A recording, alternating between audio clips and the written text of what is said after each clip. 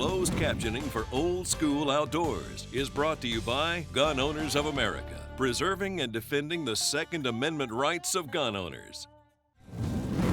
This week, it's part 2 of Old School's adventure to New Mexico in pursuit of their elk. The pressure is on for Greg and Max now as Bill and Jimmy have already taken their bulls. We'll see if the guys can make it a clean sweep before heading back to Louisiana, this time on Old School Outdoors.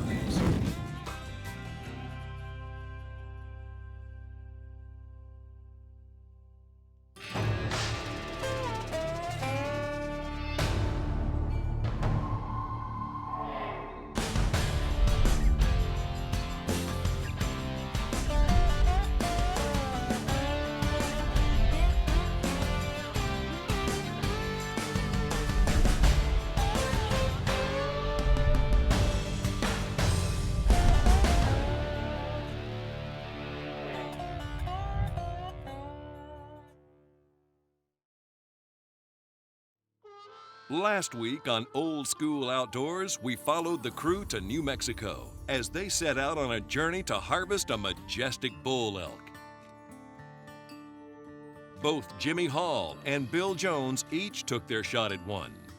Last year, I hunted up here on the Floyd Lee Ranch with Dennis.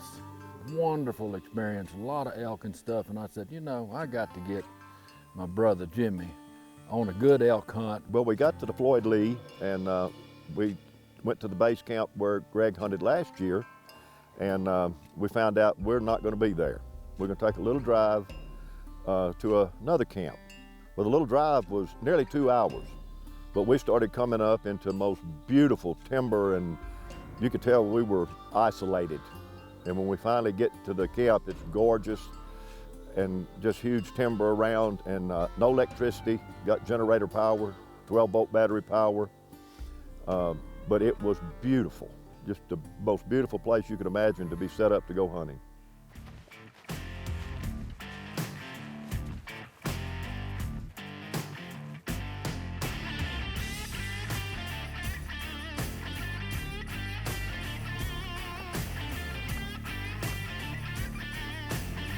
Maybe 13 yards, 113.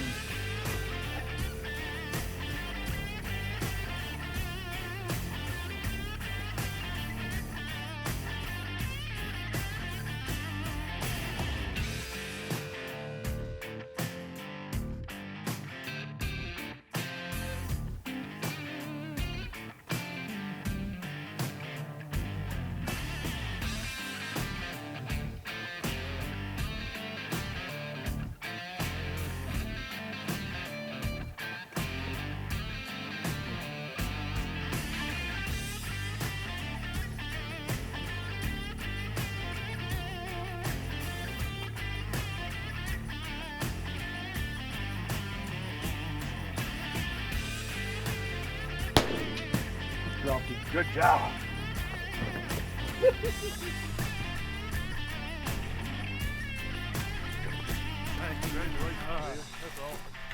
All right. We worked for that sucker. Good job. Thank you, thank you. Well, you never did ever have a well in this one. Yeah. The dagger. Yeah. Good eye guards. Oh, wow. Yeah.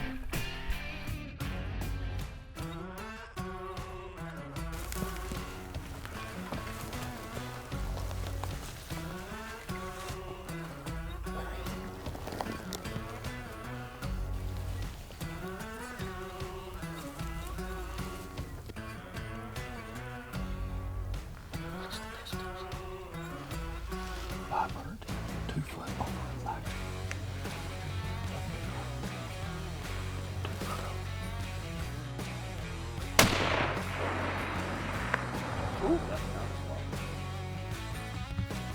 You just go back around. Even that tree. See that tree moving. I think he's going down. See that cow?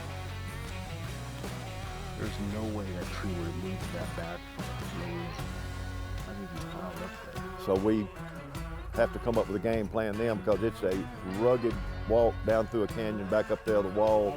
Good job. Randy? Good job. Jimmy, Thank you again, Whole bud. team effort. hell of a shot. When we return, it's Greg and Max's turn to wield a gun as time is running out in the land of enchantment here on Old School Outdoors.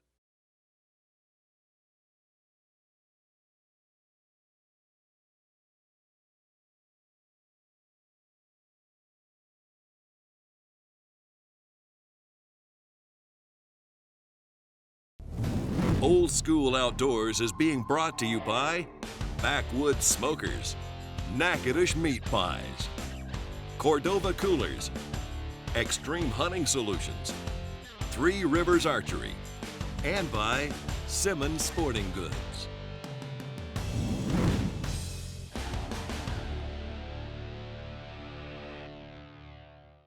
Bill Jones is a friend of mine. He and I have known each other for over 25 years. He was one of our first customers in the directional boarding business way back when. He and I owned another piece of property together, hunting property in Bossier Parish. Just a great guy, a lot of fun to be around.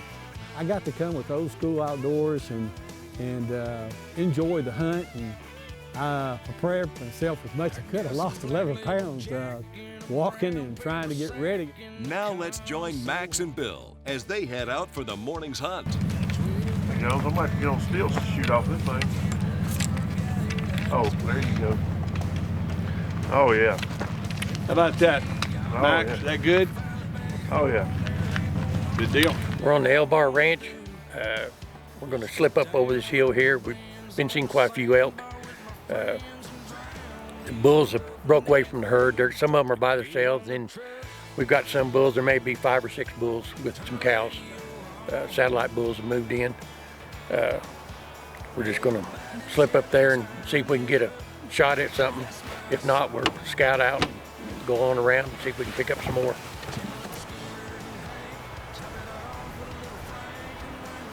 The guys spend the morning walking and glassing the terrain, spotting a few elk here and there, but they can't seem to find the shooter they originally saw while coming onto the property at first light. Walking the terrain of New Mexico can be difficult at times, so it always helps to start walking long distances months in advance of your elk hunting experience in anticipation of those long days of exploring. Get like 300 yards. Can you get past green trees and you see that trail open? They're in the meadow. They're out there 2,000 yards. They're coming this way. We've spotted the big one. Finally, they spot the herd they think contains the bull they're after and come up with a plan.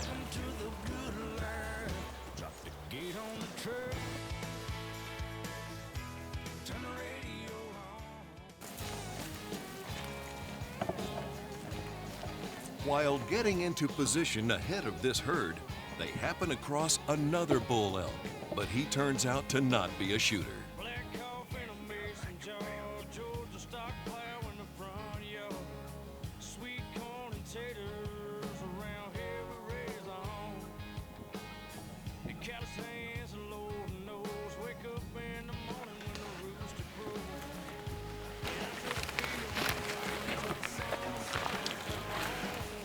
There was a bull here and some cows, and we slipped up on it, but it wasn't a shooter, so we're going to pass it. There was one bugling up the hill here. We're going to go see if we can get up on him.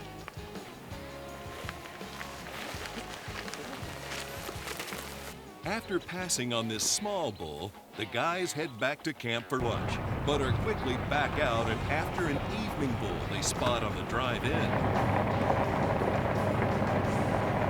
We just saw a nice bull, and we're fixing to go see if we can make a stalk on him, and it's getting late in the evening, so we're going to go see what we can get.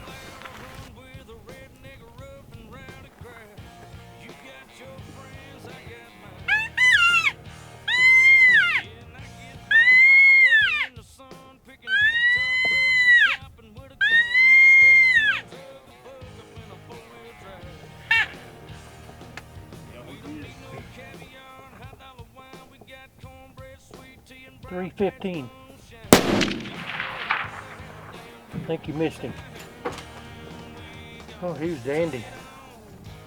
With no luck this evening, Max is now on the clock as the last day is upon them before heading back to Louisiana. Will he get his first bull elk?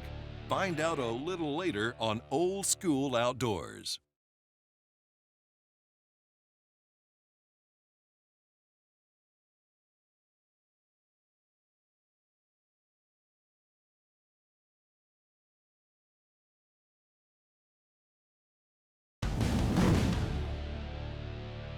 Next morning, so we head back to Alejandro, and it was just, we had been there, you know, just getting good daylight, and out in the big opening was 10 or 12 elk, one nice bull, and they were just kind of feeding, but heading toward the thick stuff again. On the top of this, what's this mountain called? Alejandro. You see everything around here, but out in the open field, there's a bull, about 10 cows, and they're feeding, kind of coming this way. Got the spot and scope, got a good look at him. We're gonna go down, try to get him back up, and cut him off before they get into this thick timber. We were just about. If we'd have been 2 minutes earlier, it would have been perfect. But as it worked out, it was kind of like a little knoll. We could see the bull's horns, but we couldn't see his body. You could just see them up there, and it's like, and the cows, one of the cows I think had maybe spotted us, looked at us. So they started moving kind of slowly.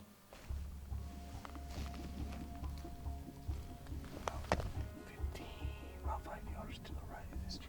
That little tree. Her ears are right there looking at us.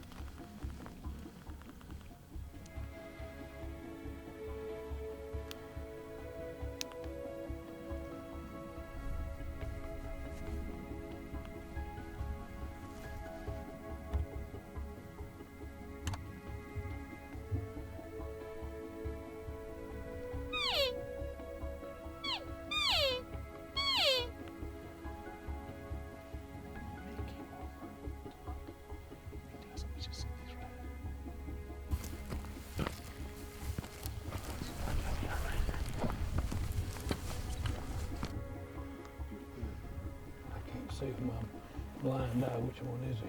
He's the third one. So they started moving kind of slowly. Jimmy gave me the sticks. And when he got to where he was up out of that low spot and I could see him, it's right before they went in the trees. I ranged him. He's like, he's over 400. Can't tell me what's wrong. Okay. Yeah, but that's 400 yards with a Winchester 1885 high wall, 45-70 is 5 footer drop. I think At that form, I don't know. I heard something. You see how he's going down with the cows? He didn't really react like something you shoot with a high-powered rifle. You know, he wasn't like humped up or anything. He just kind of walked. 400 yards, you lose. You know, I really need to be 300 in, and it's like 400. I lose a lot of that knock.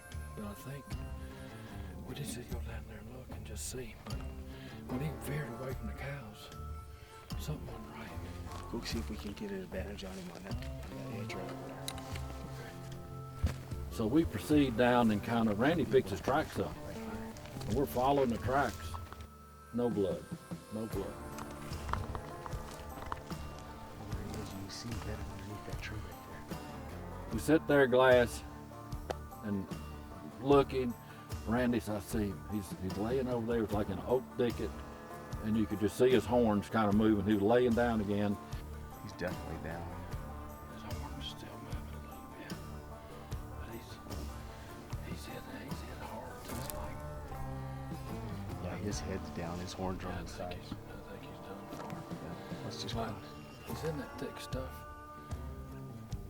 I'll go in first, and just in case. I've seen him try to get up before, so.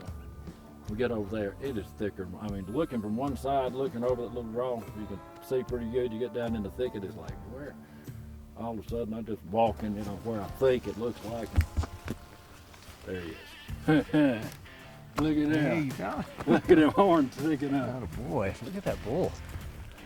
No wonder he was hard to see. Look at that thicket he piled He is up. piled up in there. I'm telling you. It looks like he's done.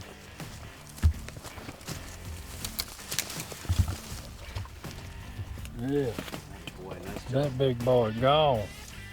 He's a goner. Good God. I don't know. That's a pretty solid old bull for the old 4570. Randy. Thank you, man.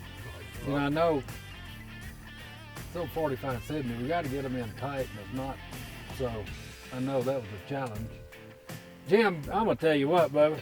This is it's been a long time since we've done a hunt like this together. yeah, You know, just I'm glad that we could both make it. You got wonderful bulls yesterday, and I was just fortunate to get this one today, but in range. But at 400 yards, this thing didn't have that knockdown like he's gonna just hammer him. He just kind of didn't walk right, and we both, we talked about that. He just kind of turned and just didn't act right, but it didn't look like he was really hit. Right. Jimmy elk yesterday was beautiful. You just done a heck of a good job. But I know one thing, it's gonna be a lot of work. This thing is gnarly too. I've never seen one that started getting points out on the guards there. Yeah, little devil points. It's got long main beams. Yeah, heavy. He's for a 1885 Winchester high wall 4570. I couldn't be happier, I'm telling you. Now it's back to camp to show off Greg's big bull and hopefully inspire Max for his last hunt of the trip. That was an educated, I thought it had 5 foot of drop. I'd like 3.5 foot over. An educated calculation. Yeah, because I don't have a 400 yard range. I got a 300, I got 500, and 600. Pretty nice little bull, lady. Yeah, it is. I'm gonna make inside. Okay. Hang my head. Henry, we got a lot of work to do, buddy. I know.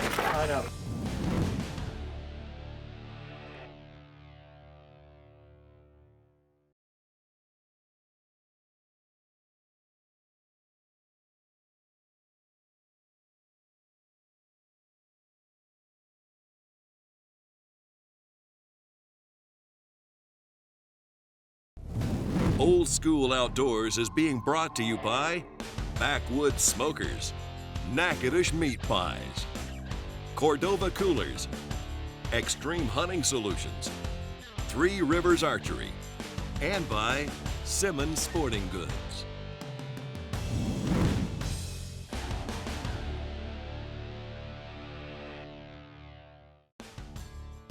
For more information on hunting with United States Outfitters, give them a call today at 800-845-9929 or check them out on the web at huntuso.com. My elk hunt, we'd had close encounters. We got up on one bull within a couple hundred yards that didn't have a clue we were there after a 2-mile stalk into him, and he just wasn't a shooter buck, and we passed on him. And I was glad that we did that later after I started seeing some of these bulls on this ranch. Well, we've come over here to an area they call B52, and we've seen some cows coming in here. We're gonna hike to the top of this hill and do some glassing and see if we can get on the elk. This is our last evening here at U.S. Outfitters in New Mexico, so trying to get it done. It's been tough. And we eased up the hill, and and all of a sudden Mr. Henry's waving to me to hurry up and get up there behind him, and I come up behind him and he said, "There's a bull here."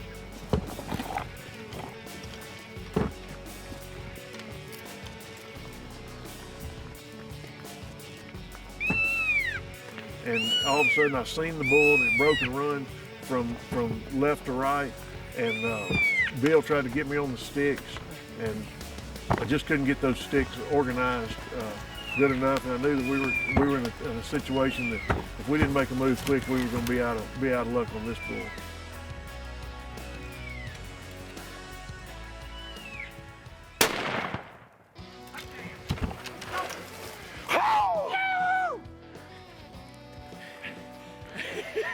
knew I couldn't fool with them sticks. I had to go with it. I couldn't believe there wasn't a bull with them cows. Oh, wow.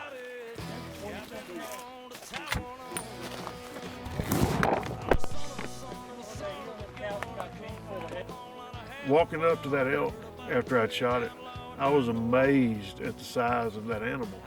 I knew it was a big animal, but it was phenomenal seeing those big old horns. And I've killed lots of deer, and of course my favorite's waterfowl hunting, but seeing the size of those horns and the size of that animal was truly amazing. All right, it's our last evening in New Mexico. We finally got it done with a fine bull. Went out with Henry this evening, and we seen some cows lower. We were going to a place they call B52, which is kind of cool. It has a local tie to Bossier City, and apparently there was one that crashed up here some years ago. Man, just a great bull. We run the cows up this hill, and we kind of followed them up here, hiking up this, pulling this mountain. And on the way up here, I was thinking about those 80-year-old men bicycling from Canada to Los Angeles. And I was like, we got to be able to do this. He did. It was tough, but we got it done. The bull showed himself. It was a split-second thing. Bill was trying to set the shooting sticks up for me. Just didn't have time for it. I ran to the first pine tree and had to pull off a really, really fast shot. And I'm glad it connected. And U.S. Outfitters done us a great job here. The food was great. The weather was great. People were a lot of fun, and we've had a good time. It's time to roll south. Great time, Bubba. Yes, sir. That's it. He still got velvet on him. Hey, Maxie boy! Hey, Maxie baby! Maxie done come through! Got her done. And the other side's got velvet on it. Yeah. You done good, Bubba. That looks good now. Yeah, I could have never got on them sticks the way it was, moving. You know how we talked about those sticks having three? Yep. You know, they didn't work good. Two worked better where you could move with them. The waterfowlers, to come do this, it's a lot different. We had a lot of fun out here, and U.S. Outfitters does a super job. And I'd just like to thank Mr. Greg Hall for thinking about me and inviting me.